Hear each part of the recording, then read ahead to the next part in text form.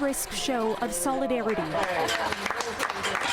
Prime Minister Justin Trudeau raising this country's flag over the Canadian embassy in Kyiv once again. Our ambassador, you will be back here. Joined by the Deputy Prime Minister and Foreign Affairs Minister, Trudeau reopened the embassy during a one-day trip to Ukraine, where he got a first-hand look at the devastation of war. Vladimir, your inspiration. And pledged Canada's unwavering support. Today, we send a resounding message to the world that Canada and our allies continue to stand shoulder to shoulder with Ukraine. Trudeau promised new military assistance for Ukraine, including drone cameras, satellite imagery, small arms, ammunition, and funding for demining operations. Zelensky called his Canadian counterpart a good friend of the country. Trudeau started the day touring the ruins of Irpin, a suburb of the Ukrainian capital the Russians had hoped to seize.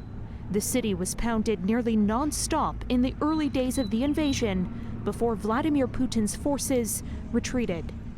The mayor said Trudeau came to Irpin to see with his own eyes all the horror that the Russian occupiers had done to our city. And of course, he was shocked.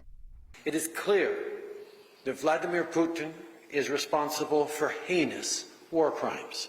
There must be accountability. There's quite a significant symbolism here that will not be lost either on Ukrainians or on the Kremlin. This security expert tells me Trudeau's visit on the eve of a key Russian military holiday sends a strong message. What does Canada have to do now to ensure that this is more than a symbolic gesture of support? This is always sort of, I think, a big risk for the current government. I think the Prime Minister's credibility with the Ukrainian leadership and with allies and the effectiveness of Canadian political military deterrence will be measured ultimately by Canada following through on actions. Trudeau's trip carried increased risk because, of course, he traveled alongside his deputy PM, Chrystia Freeland.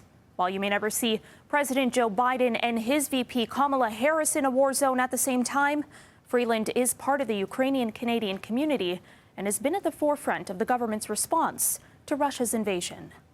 Caryn Ceolin, City News.